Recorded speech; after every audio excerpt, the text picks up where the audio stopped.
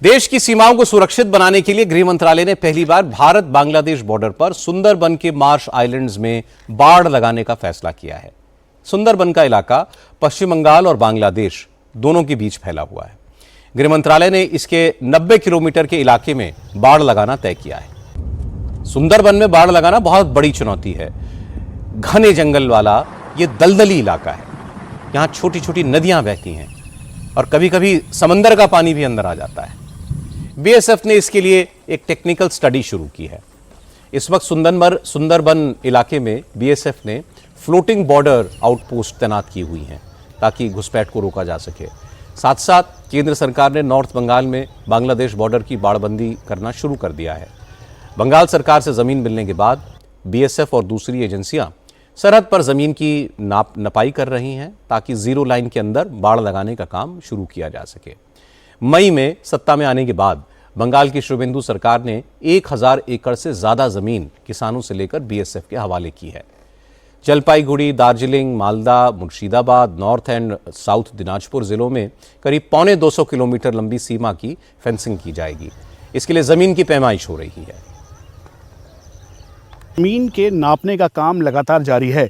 यहाँ पर जो पैरामीटर्स हैं उनको मॉनिटर किए गए हैं। ये पूरा एरिया बहुत पोरस है। यहाँ पर कई जगह दलदली मिट्टी है, पानी है, नाले हैं और इसी वजह से अब इस एरिया में फेंसिंग लगाने का काम लगातार जारी है।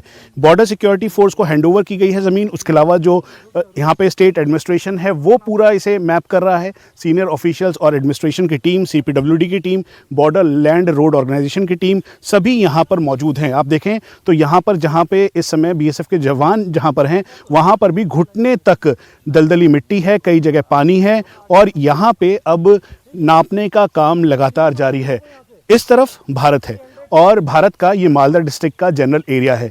यहाँ पर जहाँ एक तरफ फेंसिंग लगाने के लिए अब जो अलाइनमेंट है वो चेक किया जा रहा है, तो वहीं मेरे दूसरी तरफ ये बांग्लादेश बॉर्डर है। बीजीबी के गार्ड्स आपको ठीक सामने दिखाई दे सकते हैं।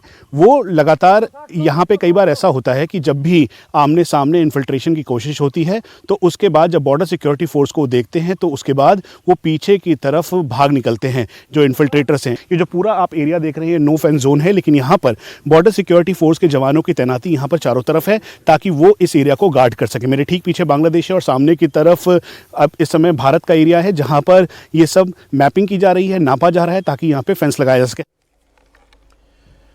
बंगाल में बांग्लादेश से लगने वाली करीब 600 किलोमीटर लंबी सीमा पर अभी फेंसिंग होना बाकी है। इसका फायदा घुसपैठिए और जानवरों की तस्करी करने वाले लोग उठाते हैं। सीमा की फेंसिंग का बंगाल के बॉर्डर एरियाज में रहने वाले लोग भी स्वागत कर रहे हैं। अब उन्हें उम्मीद है कि इसके बाद घुसपैठिए भारत में नहीं आ पाएंगे। आपको कितना फायदा होगा फेंस लगने से और कितना बड़ा कदम है ये? देखिए, अगर हमारे इधर फेंस हो गया तो हमारा गांव वाले का ना पूरा देश का फायदा होगा, क्योंकि यहाँ से बहुत कुछ हो रहा है। स्मगलिंग, 2 नंबर, बहुत कुछ हो रहा है।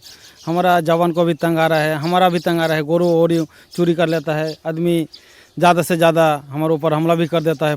जिस शनिवार को ये घटना घट गया, कल भी शाम को थोड़ा बंदे इकट्ठे हुए थे। फेंस हो जाने से हमारा गांव का, हमारा देश का बहुत बढ़िया फायदा होगा। और कितना बड़ा कदम है, क्योंकि पहले तो नहीं हो पाया था ये सब।